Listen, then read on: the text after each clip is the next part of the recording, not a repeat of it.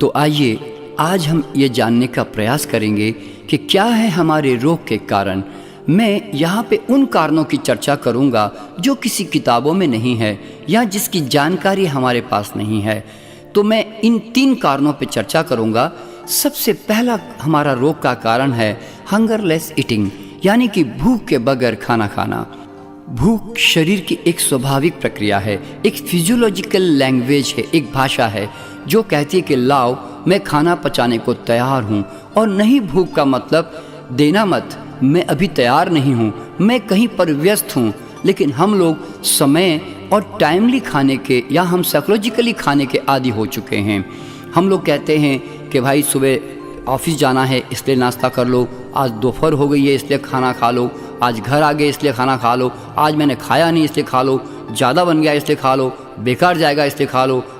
आपका जो भोजन है वो वास्तविक शरीर की मांग से न होकर वो सामयिक या साइकोलॉजिकल मांग से जो है वो पूरी की जाती है।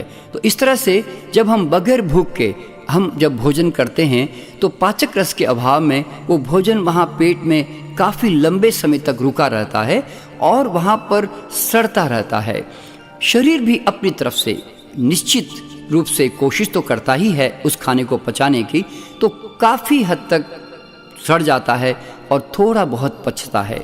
इस तरह हम रोज हमारा यही नियम हमारे खाने का चलता रहता है और ये अधपचा सड़ा हुआ खाना धीरे धीरे हमारी बीमारियां और हमारे वजन इन दोनों को बढ़ा रहा होता है। तो ये हमारे शरीर में विष पैदा करने का एक सबसे बड़ा कारण है। इसलिए जब तक आप सच्ची भूख से, वास्तविक भूख से आप भोजन करना नहीं सीखोगे तब तक आपको स्वास्थ्य कभी नहीं मिलने वाला। आप चाहे जीवन भर योगासन कर लें, जीवन भर आप कई तरह की चिकित्सा अपना लें, ध्यान कर लें, कुछ भी कर लें, शरीर का नियम अगर जहाँ चूका वहाँ आपको अब बीमार पड़ना निश्चित है। तो भूख से जब आप खाना सीखेंगे तो खाना चाहे आपने घटिया खाया कि भारी खाया, पचने की 100% गारंटी। और जिस व्यक्ति का खाना पच गया उस व्यक्ति को कभी भी कब्ज नहीं हो सकती, क्योंकि आंतें बनी है मल को निकालने के लिए। अगर आपका खाना भूख से पचकर नीचे आंतों में आएगा तो आंतें तो उसको हर हालत में निकाल के बाहर फेंकेगी ही। इसीलिए ऐसे व्यक्ति को कभी कब्ज नहीं हो सकती। और जब तक आप भूख से खाना नहीं सीखोगे कब्ज भी आपकी कभी जा नहीं सकती। लोग अपने पेट को साफ करने के लिए कितने तरह तरह के हंगामे करते रहते हैं। कोई कायम चूर्ण खा रहा है, कोई इसबगोल खा रहा है, कोई कहता मैं एक्स्ट्रा फाइबर खा रहा हूँ, कोई दूध पी रहा है, कोई हरड़ खा रहा है। ये लड़ाई जीवन भर उनकी चलती रहती है, जबकि इन सब लड़ाई से आप मुक्त हो सकते हैं अगर आपने भूख से खाना सीख लिया। आंतें कहती है कि भाई साहब मुझे सिखाने की जरूरत नहीं है कि मैं कब मोशन करूं, मुझे पता है मेरा काम, आप कृपया मेरे काम में बाधा पैदा न करें। तो इसलिए हमारा काम है कि हम ऊपर से ठीक करें, नीचे से ठीक करने की बिल्कुल कोशिश न करें। आपने जानवरों को देखा होगा कि जानवर भी, चाहे कुत्ता हो, चाहे घोड़ा हो, चाहे हाथी हो, चाहे ऊँट हो या बकरी हो, जैसे ही आपने देखा होगा कि रास्ते में वो खड़े होते हैं तो 10 सेकंड के अंदर टक टक टक टक टक टक बस पास किया और निकल गए। कितना समय लगता है, लेकिन आदमी को पता नहीं क्या इतनी तकलीफ है कि लाइब्रेरी बना के अपने टॉयलेट में बैठा हुआ है। आदमी वास्तव में पेशाब करने के लिए भले ही 40-50 सेकंड लगा दें, लेकिन स्टूल पास करने के लिए सिर्फ उसको 10 सेकंड लगते हैं। इतना जल्दी पास होता है हमारा मोशन। तो कहने का मतलब ये है कि शरीर हमारा परमात्मा ने ऐसा बनाया कि जहाँ पे कहीं पर भी कोई भी जोर जबरदस्ती नहीं है। आप तो केवल सहज भाव से जीना सीखें कि भूख लगी तो खाया, नहीं लगी तो इंतज़ार किया। ये समझकर कभी ना खाएं कि आज 2 दिन हो गए मैंने अभी तक खाना नहीं खाया, आज शाम हो गई इसलिए अभी तक खाना नहीं खाया, कहीं मैं कमज़ोर ना हो जाऊं इसलिए मैं खाना खा लूं। इस प्रकार का कोई डर न रखें। आप जानते हैं कि भूख के बगैर हमें कभी कमजोरी नहीं आती। शेर को पहले भूख लगती है फिर खाना ढूंढने निकलता है। पक्षियों को भी पहले भूख लगती है फिर वो खाना खोजने निकलते हैं। सैकड़ों मील उड़ते रहते हैं। तो कहाँ से ताकत आती है?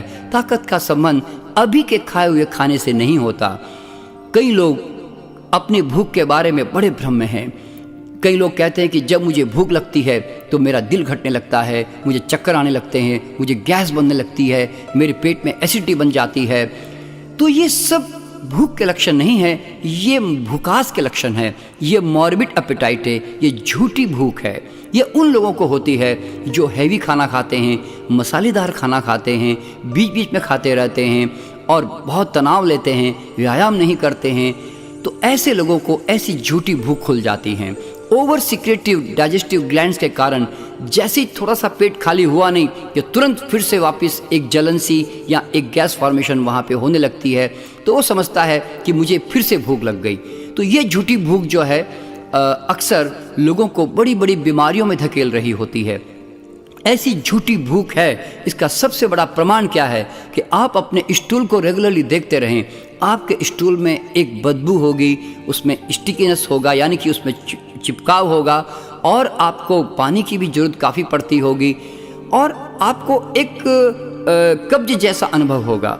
तो इस तरह से हम समझ सकते हैं कि हम कैसे झूठी भूख से खाना खाते हैं।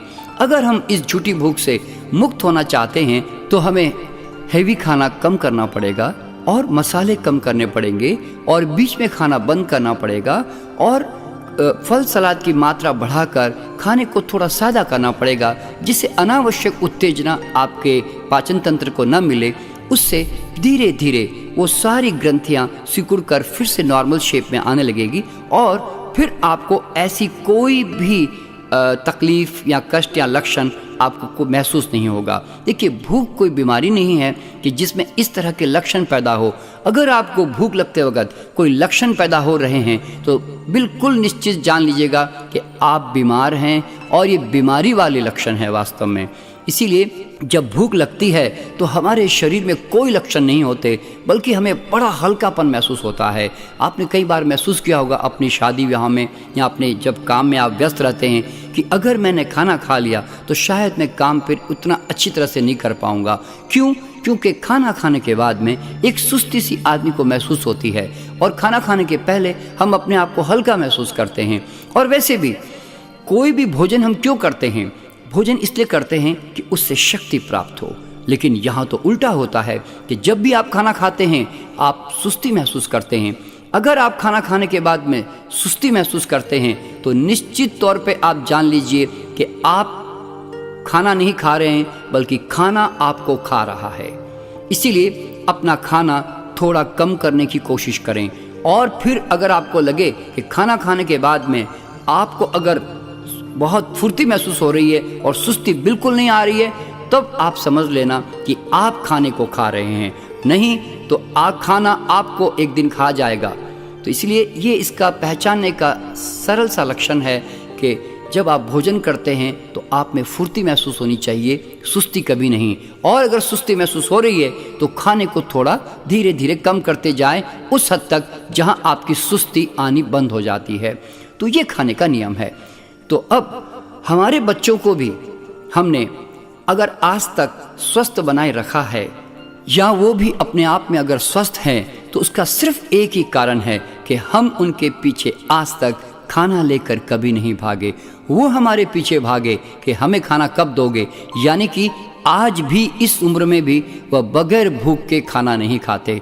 उनके लिए कोई समय निश्चित नहीं है कि कब खाना खाना है। हालांकि ये बात तो निश्चित है कि हर व्यक्ति को अपने व्यवसाय और अपने शिक्षा के अनुसार अपने खाने का समय तो निश्चित करना ही होता है, लेकिन वो बगैर भूख के खाना कभी नहीं खाते, बल्कि वो खिसका के समय पर अपने डिनर तक अपनी भूख को ले आते हैं, और बीच में वो फल खाकर उस भूख को खिसका देते हैं, जिससे कि डिनर के समय या लंच के समय उसकी भूख जो है पूरी तरह अच्छी तरह पक जाए।